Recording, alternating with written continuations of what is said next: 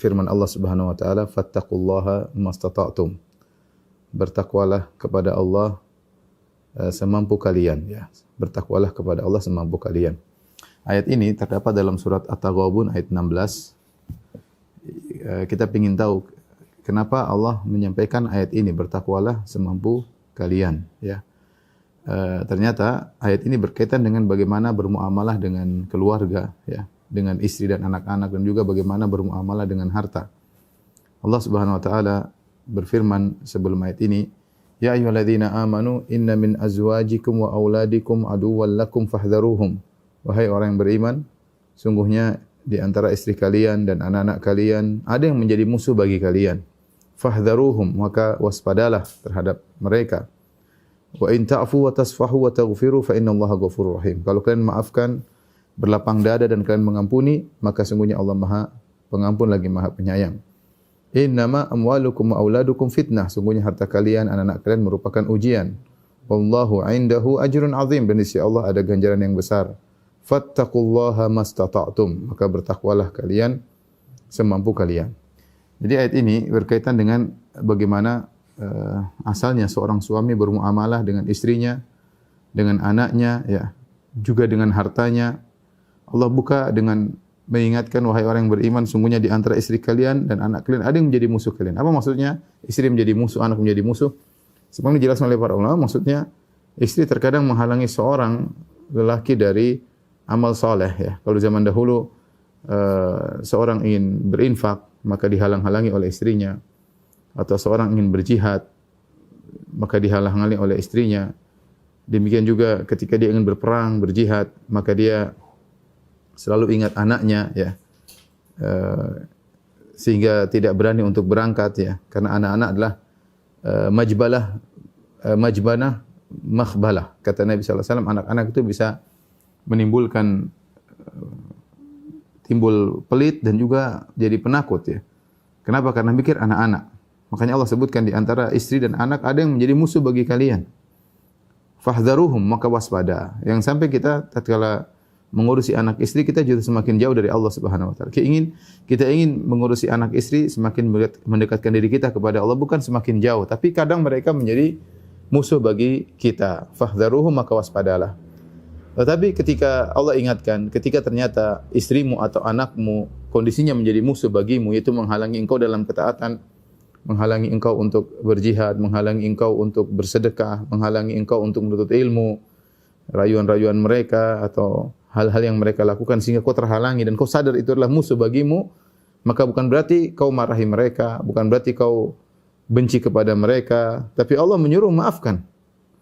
Maka Allah mengatakan, wa in ta'fu, meskipun mereka salah, meskipun mereka menghalangimu dari ketakwaan kepada Allah, wa in ta'fu wa tasfahu, meskipun kau, maka hendaknya, tapi kalau kau memaafkan, berlapang dada, wa taghfiru, dan kau mengampuni, fa innallaha ghafurur rahim. Sungguhnya Allah Maha Pengampun lagi Maha Penyayang. Ini isyarat bahwasanya dalam menghadapi anak istri, terkadang memang istri bikin masalah, menjadi musuh bagi kita, menghalangi kita dari melakukan ketaatan, dan terkadang anak-anak juga demikian, bikin masalah, membuat kita terkadang terlalaikan dari salat berjamaah misalnya gara-gara ngurusin anak-anak, banyak tuntutan ini dan itu sehingga kewajiban kita lalaikan. Terkadang gara-gara anak dan istri membuat kita lalai dari mengurusi orang tua kita sendiri. Terkadang anak dan istri menjadikan kita bertengkar sama saudara-saudara kita, ya. Banyak hal yang timbul dari sisi anak dan istri yang buat kita semakin jauh dari Allah Subhanahu wa taala. Tapi ketika kita sadar bahwasanya anak istri kita lagi salah dan sedang membuat kita terjauhkan dari Allah, bukan berarti kita marah-marahin, bukan berarti kita amukin, bukan berarti kita gampar, enggak. Ini disebut dalam tafsir disebut dengan al-ihtiras, yaitu orang ketika seandainya Allah mengatakan fahdharuhum, waspadalah kepada mereka, seakan-akan kita disuruh marah sama mereka karena mereka jadi musuh kita. Tapi ternyata tidak. Meskipun mereka menjauhkan kita dari Allah, Allah suruh maafkan. Wa in ta'fu, karena mereka namanya istri, punya kekurangan, anak-anak punya kekurangan, belum bisa mikir dengan baik. Yang penting keinginannya dituruti. Ya, kata Allah, wa in ta'fu wa tasfahu wa taghfiru. Tapi ampunilah, lapang dadalah, ya, dan maafkanlah. Fa innallaha ghafurur rahim, karena sungguhnya Allah Maha Pengampun lagi Maha Penyayang. Allah ingatkan lagi, innama amwalukum wa auladukum fitnah. Karena memang harta Dan anak-anak adalah fitnah, ujian bagi kalian. Allah indahu ajrun azim. Kalau kalian bisa lulus dari ujian tersebut, di sisi Allah adalah ganjaran yang besar. Ya, jangan sampai anak istrimu menghalangimu dari berinfak di jalan Allah Subhanahu wa taala. Setelah itu Allah berfirman, "Fattaqullaha masata'tum." Ini ayat yang inti. Bertakwalah kepada Allah semampunya. Artinya Allah menyuruh kita untuk mensikapi anak istri dengan ketakwaan semaksimal mungkin, ya. Ini satu contoh saja bahwasanya jangan kita beramal dengan anak istri dengan emosi, dengan hanya melihat sisi negatifnya, ya. Allah ingatkan bahwasanya memang anak istri, harta adalah ujian hidup. Maka hadapi dengan baik. Kalau mereka punya kesalahan, maafkan, berlapang dada, ya. Ini peringatan bagi kita para suami, ya. Kalau melihat kesalahan anak-anak dan istri, maka maafkan, jangan terpancing dengan emosi, karena di sisi Allah ada ganjaran yang besar. Allah yang suruh, fattaqullaha wa in ta'fu wa tasfahu wa taghfiru. Kalau kalian maafkan, berlapang dada dan mengampuni. Fattaqullaha mastata'tum, bertakwalah kepada Allah semampu kalian. Meskipun ayat ini berkaitan dengan bagaimana muamalah seorang lelaki terhadap anak dan istrinya, tapi ayat ini mencakup keumuman dalam kehidupan kita. Fattaqullaha mastata'tum, sebagian ulama mengatakan fattaqullaha, bertakwalah, ma disitulah ma al-masdariyah, ya, dzarfiyah, masdariyah dzarfiyah, yaitu maknanya kalau kita artikan secara bahasa Indonesia, bertakwalah kepada Allah dimanapun kau berada, kapanpun kau berada, ya. Selama kau mampu, bertakwalah kepada Allah Subhanahu wa taala. Kau di rumah bersikap dengan anak istrimu, bertakwalah. Kau di luar bersikap dengan orang lain, bertakwalah semampumu. Dimanapun kau berada, di dalam rumah, di luar rumah, dalam negeri, luar negeri, tatkala di depan banyak orang pun bersendirian, ya. Mastata'tum ma masdariyah dzarfiyah, artinya bertakwalah kepada Allah dimanapun dan kapanpun, ya. Ya, dan ini menunjukkan bahwasanya seorang berusaha bertakwa kepada Allah. Jika dia tidak mampu, jika dia tidak mau bertakwa sebagaimana yang seharusnya, maka gugur, ya, dia tidak mampu. Karena Allah Subhanahu wa taala membani seseorang sesuai dengan kemampuan yang dia miliki. Jika ternyata tidak mampu, maka kewajiban tersebut menjadi gugur. Dan penerapan kaidah ini, fattaqullaha mastata'tum, bertakwalah semampumu, banyak bisa kita terapkan dalam kehidupan kita sehari-hari. Ya. Contohnya sederhana, kita bertakwa semampu kita tadi ketika pertama mengurusi anak istri. Kita belum tentu mampu menjadikan istri kita menjadi soleha sebagaimana kita harapkan. Belum tentu mampu kita menjadikan anak kita jadi soleh seperti yang kita harapkan. Betapa banyak orang ingin anaknya jadi hafiz Quran, kemudian bertakwa kepada Allah, nurut, tapi kenyataannya tidak. Ya, ternyata dia nakal lah, apalah, bermain-main sama temannya. Tapi seorang bertakwa semampunya, itu semampu saya. Saya sudah sholat, saya sudah masukkan pondok, saya sudah beri nasihati, saya selalu bimbing. Di luar itu bukan kemampuan kita. Bertakwalah semampumu. Ya. Ini contoh. Sehingga dengan ketika kita punya kaidah ini, bertakwalah semampumu, ya kita lebih menerima dengan apa yang di hadapan kita. Oh, saya sudah berusaha. Allah Maha baik. Allah Maha mengetahui uzur saya. Saya bukan malas-malasan. Saya sudah berusaha. Tapi demikianlah istri saya, demikianlah anak-anak saya. Hasilnya demikian. Kecuali kalau kita lalai, ya disitulah kita mencela diri kita. Fala yalumanna illa nafsah, ya, atau fala talumanna illa nafsak. Jangan kau cela kecuali dirimu sendiri. Tapi kita berbicara tentang orang yang sudah berusaha, sudah keluar biaya, nyisikan waktu untuk mengarahkan anak istrinya, ternyata hasilnya ya yang dia mampu, maka fattaqullaha maksud dia sudah bertakwa kepada Allah, sudah menjalankan apa yang kewajibannya. Ini contoh. Contoh yang lain misalnya tadi dalam menjalankan salat misalnya. Seorang kalau mampu untuk bersuci dengan air, maka dia harus berwudu. Ketika dia tidak mampu, ya, maka dia boleh bersuci dengan tayammum, dengan pasir dan debu, ya, tanah dan debu. Jika dia tidak mampu kedua-duanya, sebagaimana pernah kita jelaskan dalam fikih thaharah, jika tidak mampu menggunakan air dan tubuhnya tidak bisa terkena juga dengan tanah dan debu, maka dia boleh salat fattaqullaha mastata'tum, salat tanpa harus berwudu, tanpa harus bersuci. Kenapa? Karena kewajiban bersuci gugur darinya, karena dia tidak mampu melakukannya, entah ada penyakit, entah ada suatu kondisi. Ya, misalnya contohnya, seorang dalam rumah, ya. Dia ingin salat, ya. Tapi ternyata dia sakit, tubuhnya tidak bisa kena tanah, tidak bisa kena air. Itu sebagaimana ya sudah dia sholat tanpa harus berwudu, tanpa harus bertayamum. Contoh lagi misalnya seorang ketika petugas kesehatan pakai APD, kemudian tidak bisa dia buka, kalau dia buka akan kemasukan virus, sementara dia harus kerja sampai 6 jam, terkadang melewati asar, maghrib, isya. Bagaimana? Tidak mungkin dia jamak asar, maghrib, isya. Kalau maghrib, isya mungkin bisa dijamak di waktu isya, tapi asar gimana caranya? Kebetulan dapat piket asar, maghrib, isya, dan kalau buka berbahaya. Ya seperti ini, fattakullah masam, dia boleh sholat, sementara pasien begitu banyak di hadapan dia, tidak bisa ditinggalkan. Dia boleh sholat dalam kondisi meskipun tidak berwudu, meskipun tidak pakai tayamum. Ini contoh ya, contoh kondisi seperti juga sebagian ulama mengatakan seperti seorang di atas pesawat. Pesawat ternyata tidak boleh pakai air, pesawat dalam kondisi darurat, dan tidak ada debu juga di pesawat, saking bersihnya pesawat tersebut. Maka dia boleh sholat meskipun tanpa berwudu, meskipun tanpa bertayamum. Ini contohnya. Contoh lagi, fattakullah masata'atum, bertakwalah semampumu. Seperti ketika seorang salat, Nabi SAW mengatakan, "Shalli qa'iman fa illam tastati' fa qa'idan wa illam tastati' fa ala jam." Salatlah kau dalam kondisi berdiri. Kalau kau tidak mampu duduk, ya, seorang sakit tidak bisa berdiri, duduk, padahal berdiri adalah rukun salat. Seorang yang mampu salat dalam kondisi berdiri untuk salat fardu, kemudian dia tidak berdiri, maka salat tidak sah. Kenapa? Karena berdiri adalah rukun salat. Ternyata tidak mampu, kalau dia berdiri akan jatuh, atau dia maksakan diri sampai goyang-goyang, ya dia boleh salat dalam kondisi duduk. Karena tujuan dia salat dalam kondisi tenang. Jangan maksakan diri, ya. Salat dalam kondisi duduk. Kalau dia tidak mampu duduk, khawatir jatuh, khawatir muntah, khawatir apa, dia boleh salat dalam kondisi berbaring. Fa'ala jam, dia boleh berbaring. Bahkan kata para ulama, kalau dia tidak mampu untuk berbaring, dia sudah berbaring, tidak bisa bergerak sama sekali, tangannya tidak bisa diangkat, dia boleh salat dengan isyarat mata. Kalau ternyata matanya tidak bisa digerakkan sama sekali, dia salat dengan hati. Kaidahnya apa? Fattaqullaha mastata'tum. Bertakwalah semampumu. Ini kita perlukan dalam kehidupan sehari-hari, karena terkadang ya sudah, saya sudah berusaha. Sudah, Allah Maha tahu saya sudah berusaha. Kita terkadang ingin melakukan perbaikan tapi enggak terjadi. Kita bilang ya saya sudah berusaha. Ya. Dan ini kita perlukan dalam kehidupan kita, dalam berbagai macam kondisi.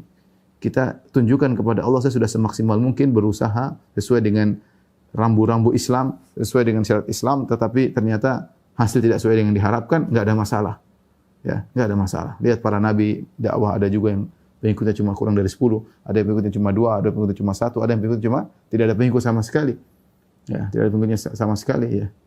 Lihatlah bagaimana Nabi Musa ketika berdakwah, dia tidak bisa merubah kota Mesir, tidak bisa merubah Firaun menguasai segala. Allah suruh dia kabur. Nabi Musa alaihissalam. Lihat Nabi Isa alaihissalam berdakwah di tengah-tengah Bani Israel di bawah kekuasaan Romawi, tidak bisa berbuat apa-apa, dia tidak bisa merubah negara menjadi negara Islam ketika itu. Nabi Isa alaihissalam tidak bisa apa-apa. Dia cuma dakwah tauhid semampu dia, sampai akhirnya orang-orang Bani Israel Yahudi ingin menangkap dia, bekerja sama dengan Romawi ingin menangkap Nabi Isa. Akhirnya Allah walakin syubbiha wa ma qatalu musallahu walakin syubbiha lahum. Akan tapi ada orang diserupakan dengan Nabi Isa. Tapi intinya para nabi-nabi tersebut tidak mampu mencapai apa yang mereka inginkan, tapi mereka sudah bertakwa semaksimal mungkin. Bahkan di antara para nabi ada yang dibunuh orang Yahudi.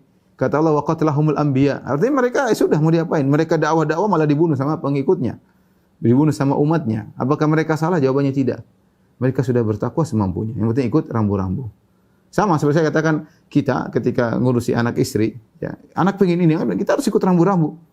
Syariat bagaimana? Jangan kita akhirnya terjebak, kita malah mengikuti keinginan anak, keinginan istri yang merupakan maksiat kepada Allah Subhanahu wa taala. Tatkala itu kita tidak bertakwa namanya.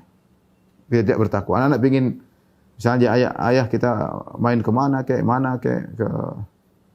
hal-hal yang diharamkan oleh Allah Subhanahu wa taala, maka jangan kita turuti, ya. Contoh juga misalnya puasa jika mampu untuk seorang menahan diri dari segala pembatal puasa, maka hendaknya dia menahan diri agar bisa berpuasa. Jika dia tidak mampu, ternyata kalau dia berpuasa baru setengah hari sudah tidak kuat, ya. Apalagi usia sudah tua atau dia punya sakit yang tidak bisa sembuh, maka dia tidak usah berpuasa. Puasa tersebut diganti dengan membayar fidyah. Inilah fattaqullaha mastata'tum. Demikian juga dalam masalah haji, betapa banyak kita perlukan haji. Ya, seorang berhaji, kalau dia tidak badannya sudah tidak mampu untuk berhaji, sudah sangat tua atau tidak mampu naik pesawat, tidak mampu naik kendaraan, maka dia tinggal kasih uang sama orang suruh hajikan. atas nama dia. Dia kasih haji, dia kasih uang, dia kasih upah, sudah kamu hajikan sama saya, maka sah hajinya. Kenapa dia tidak mampu? Demikian juga ketika di manasikil haji, seorang ingin tidur di Mina, tapi Mina sudah full, maka dia boleh tidur di mana? Ada yang mengatakan tidur di Al-Aziziyah, di sekitar Mina, atau dia tidur di mana saja di kota Mekah, enggak jadi masalah. Kenapa? Mina sudah full. Tenda sudah enggak ada, Mina sudah full, enggak mungkin dia untuk masuk ke dalam Mina. Kalau dia memaksakan diri masuk dalam Mina, maka akan jadi kemudaratan. Mina tertutup, orang enggak bisa lewat di areal Mina, mobil enggak bisa melakukan mobilisasi, aktivitas ya. Sehingga dia boleh di Aziziyah sekitar Mina, atau sebagian ulama berpendapat di mana saja di Mekah tidak jadi masalah, yang penting karena dia sudah tidak mampu.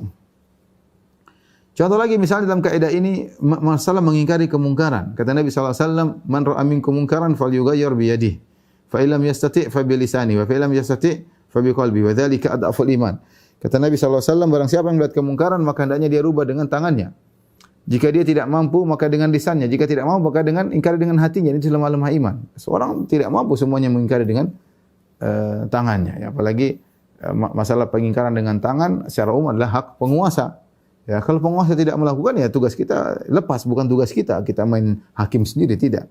Ya, tapi kalau keluarga kita, istri kita, anak kita, bawahan kita, kita bisa aja mengingkari dengan tangan kita, dengan kekuasaan kita karena mereka di bawah kekuasaan kita. Tapi kalau secara umum tidak, itu hak penguasa. Ustaz, penguasa tidak melakukan, sudah itu bukan hakmu. Penguasa tidak melakukan, bebanmu lepas darimu. Ya. Jangan membebani sesuatu yang luar kemampuanmu. Ya. Ya. Kalau tidak mampu dengan tangan, dengan lisan, bisa nggak dengan lisan? Kalau tidak mampu, sudah ingkari dengan hati. Allah tidak membebani di luar kemampuan seseorang.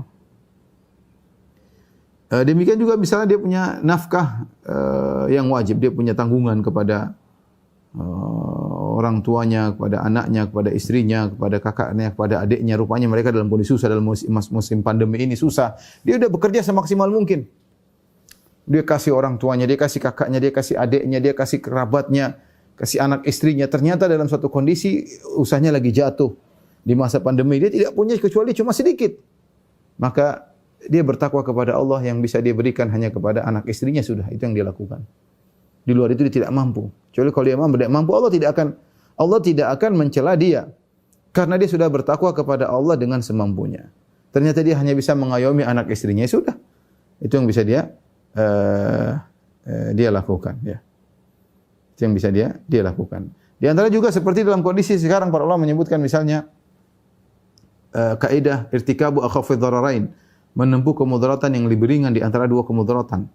Misalnya dalam masalah pemilihan, kalau kita misalnya di RT RW ada 2 calon atau 3 calon, satu ada yang baik, semuanya tidak ada yang sempurna. Semuanya tiga kalau nilai kurang bagus, tapi ada satu yang lebih baik di antara mereka bertiga. Udah pilih itu.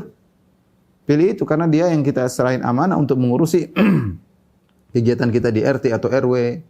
Enggak ada masalah. Demikian juga tingkatan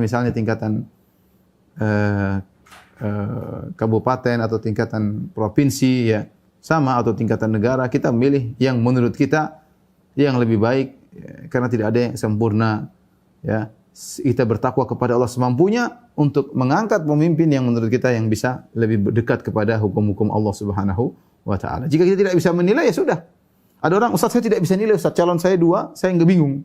Kalau kau tidak bisa nilai ya sudah. Fattaqullaha masata'tum, kemampuanmu tidak bisa menilai, jangan kau maksa untuk memilih. Orang berbeda-beda. Ada yang bisa menilai, silakan dia menjalankan sesuai dengan yang dia nilai tersebut. Ini semua adalah penerapan dari kaidah fattaqullaha masata'tum.